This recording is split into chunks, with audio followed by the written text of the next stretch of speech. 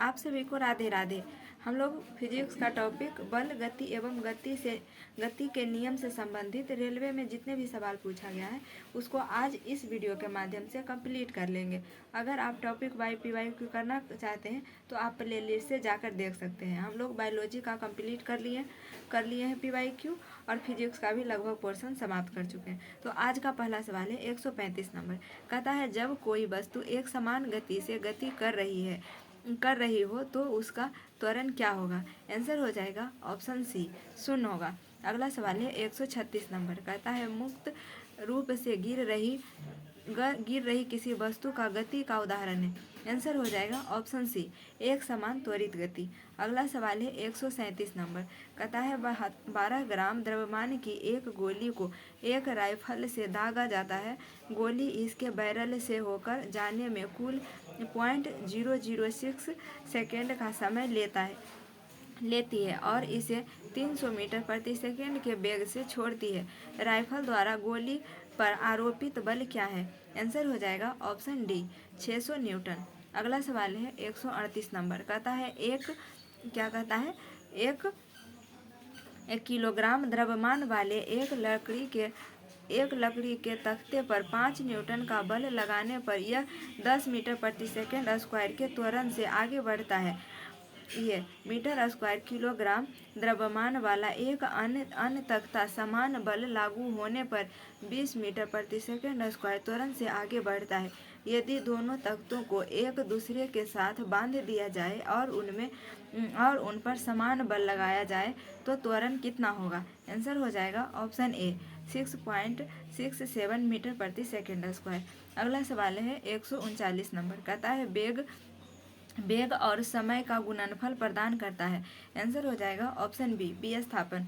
अगला सवाल है 140 नंबर। कहता है किस जोड़े की दिशा हमेशा एक समान होती है? आंसर हो जाएगा बल और त्वरण की। अगला सवाल है 141 नंबर। कहता है कि एक कार 5 सेकेंड में 18 किलोमीटर प्रति घंटा से 72 किलोमीटर प्रति घंटा तक समान रूप से एक्सेलेरेट करती है। कार का त्वरण है। आंसर हो जाएगा ऑप्शन ए, 3 मीटर प्रति सेकेंड स्क्वायर। अच्छा, इसका फॉर्मूला क्या हो जाएगा? निकालेंगे। गति का पहला नियम में होता है v बराबर u प्लस at। तो v का मतलब अंतिम वेग होता है और u का अर्थ प्रारंभिक वेग होता है, और प्लस में क्या है at।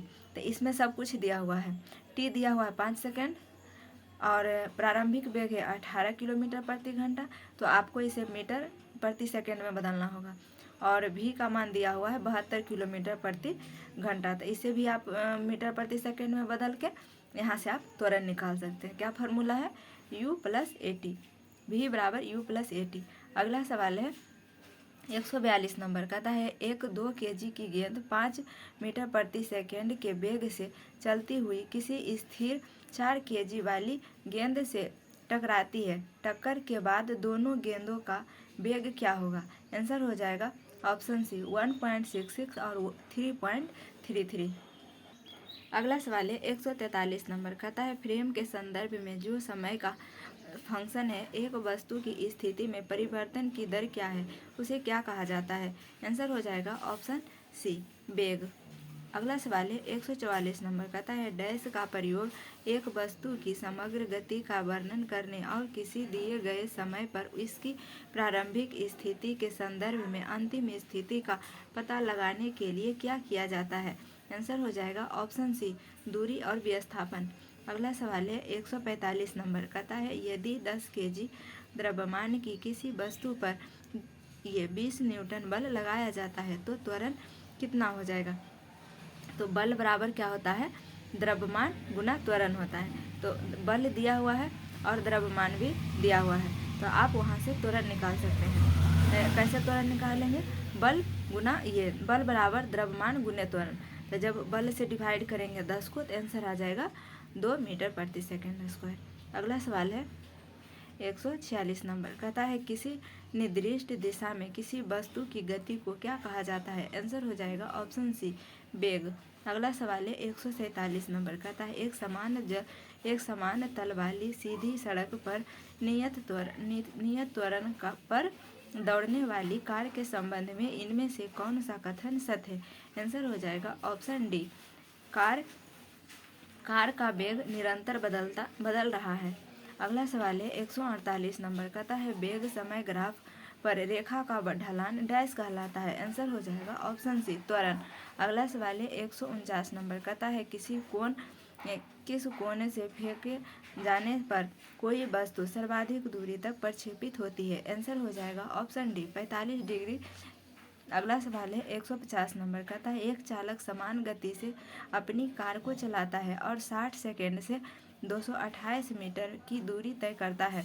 60 सेकेंड में 288 मीटर की दूरी तय करता है। गति ज्ञात कीजिए। आंसर हो जाएगा ऑप्शन ए, 4.8 मीटर प्रति सेकेंड स्क्वायर। गति यानी वेग पूछ रहा है, तो वेग बराबर क्या होता है? दूरी बटा समय। दूरी हो जाएगा 288 मीटर और डिवाइड करेंगे 60 सेकेंड से, तो आंसर आ जाएगा ऑप्शन ए। अगला सवाल है 151 नंबर कहता है एक अचल स्थिति से शुरू करके सोनी साइकिल द्वारा 30 सेकेंड से 60 मीटर प्रति सेकेंड की गति पकड़ती है। साइकिल के त्वरण की गणना करें। आंसर हो जाएगा ऑप्शन बी, 2 मीटर प्रति सेकेंड स्क्वायर। अगला सवाल है 152 नंबर कहता है औसत चाल और औसत वेग वस्तु की गति दर्शाता है। आंसर हो जाएगा ऑप्शन डी, दिए गए अंतराल के दौरान। अगला सवाल है 153 नंबर कहता है धनात्मक त्वरण का अर्थ क्या है? आंसर हो जाएगा ऑप्शन सी, वस्तु का वेग बढ़ जाता है। धनात्मक त्वरण में वस्तु का वेग बढ़ता है और ऋणात्मक त्वरण में वस्तु का वेग कम होता है। अगला सवाल है 154 नंबर कहता है जब 21 न्यूटन के एक बल को 3 किलोग्राम द्रव्यमान वाली वस्तु पर लगाया जाता है तो उत्पन्न त्वरण कितना होगा? आंसर हो जाएगा ऑप्शन सी, 7 मीटर प्रति सेकेंड स्क्वायर।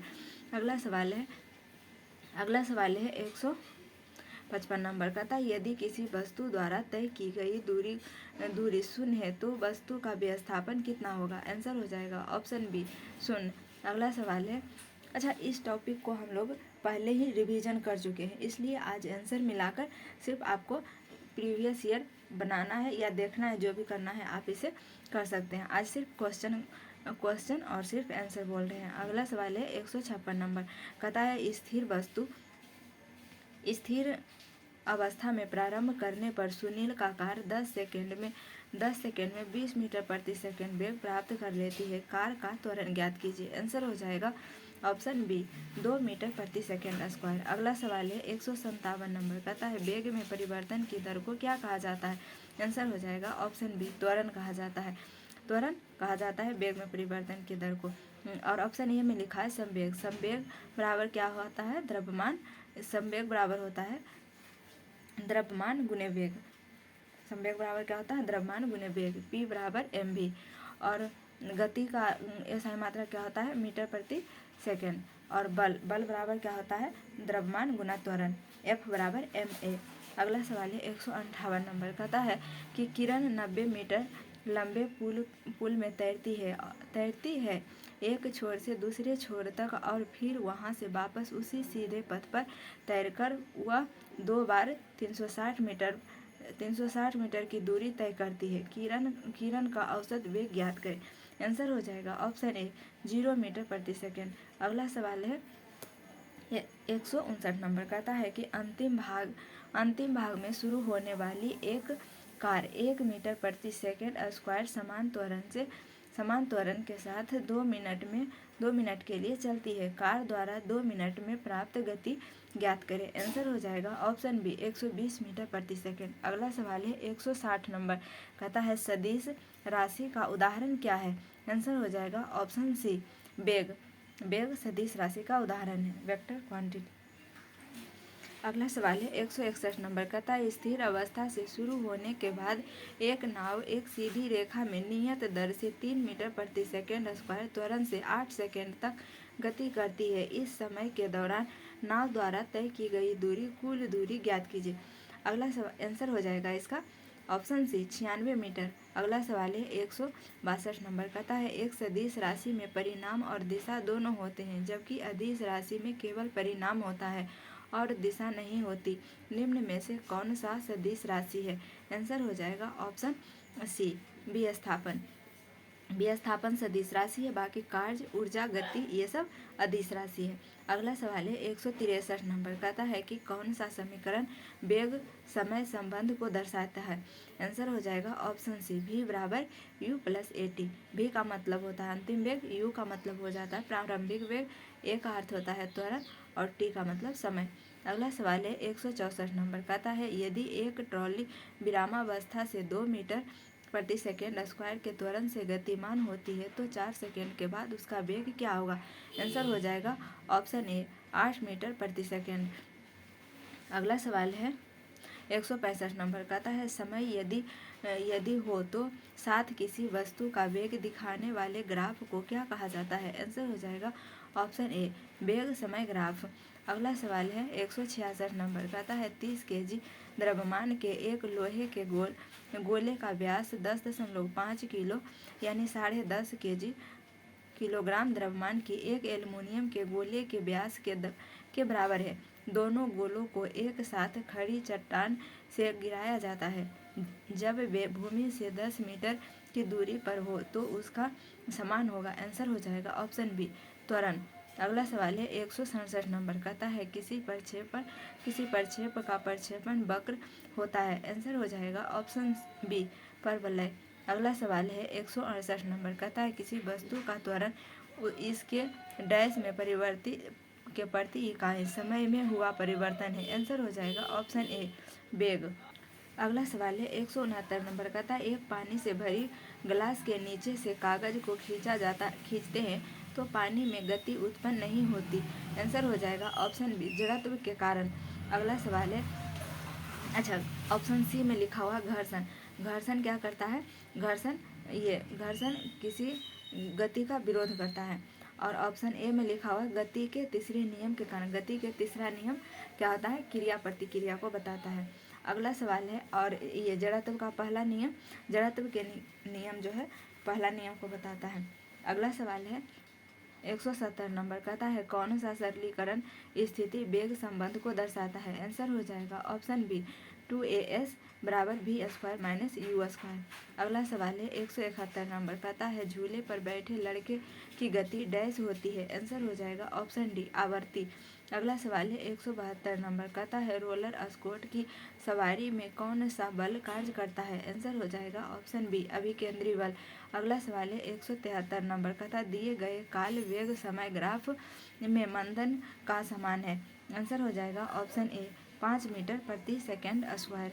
अगला सवाल है 174 नंबर, कहता है डेयरी में प्रयोग किए जाने वाले दूध से क्रीम को अलग करने की प्रक्रिया कहलाती है। आंसर हो जाएगा ऑप्शन सी, अपकेंद्रन होता है। अगला सवाल है दूध से मक्खन निकालने में अपकेंद्रन होता है और वॉशिंग मशीन में भी अपकेंद्रन का यूज होता है। अगला सवाल है 175 नंबर, कहता है किसी दोलक द्वारा एक आयाम पूरा करने के लिए पूरा में लिया गया समय क्या कहलाता है। आंसर हो जाएगा ऑप्शन बी, आवर्त। अगला सवाल है 176 नंबर, कहता है एक कार 5 सेकेंड में 1 मीटर प्रति सेकेंड स्क्वायर के एक समान त्वरण से चलकर 5 मीटर प्रति सेकेंड से 10 मीटर प्रति सेकेंड की गति से चल रही है। इस समय में कार द्वारा तय की गई दूरी ज्ञात करें। आंसर हो जाएगा ऑप्शन बी, 37 यानी 37.5 मीटर। आंसर हो जाएगा ऑप्शन बी। अगला सवाल है 177 नंबर, कहता है कि दिए गए ग्राफ में वस्तु विशेष का प्रारंभिक वेग है। आंसर हो जाएगा ऑप्शन डी, इनमें से कोई नहीं।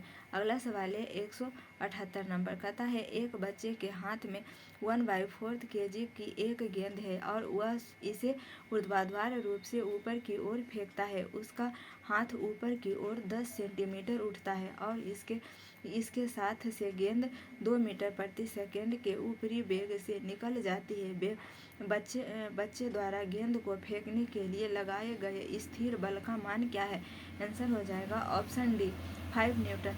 अगला सवाल है 179 नंबर, कहता है दो सतहों के बीच सतह की अनियमितताओं के परिणाम स्वरूप डैश होता है। आंसर हो जाएगा ऑप्शन ए, घर्षण। अगला सवाल है 180 नंबर, कहता है कि एक गेंद ऊंचाई h पर विराम की स्थिति में फर्श पर गिरती है तो ऊंचाई क्या हो जाता है, h/4 तक वापस उछलती है। गेंद तथा फर्श के बीच प्रत्यावस्थान गुणांक है। आंसर हो जाएगा ऑप्शन सी 1/2। अगला सवाल है 181 नंबर, कहता है एक अचल स्थान से चलकर सोनी का वेग साइकिल द्वारा 30 सेकंड में 6 मीटर प्रति सेकंड स्क्वायर हो जाता है। साइकिल के त्वरण की गणना करें।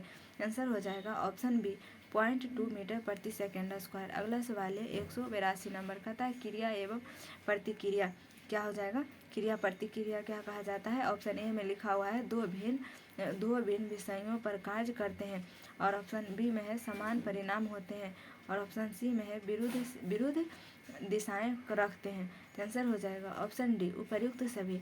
अगला सवाल है 183 नंबर, कहता है जब एक वस्तु एक समान वृत्तीय वेग उत्पन्न करती है तो निम्नलिखित में से कौन सा परिवर्तित होता है। आंसर हो जाएगा ऑप्शन डी दिशा। अगला सवाल है 184 नंबर, कहता है जब किसी गतिमान पिंड की गति दोगुनी हो जाती है तो लगने वाला समय होगा यदि दूरी अपरिवर्तित रहे। आंसर हो जाएगा ऑप्शन बी आधा। तो आज हम लोग यहीं तक करेंगे। आज भी पूरा नहीं हो पाएगा, अभी और क्वेश्चन इस टॉपिक से बहुत सारा क्वेश्चन पूछा गया है।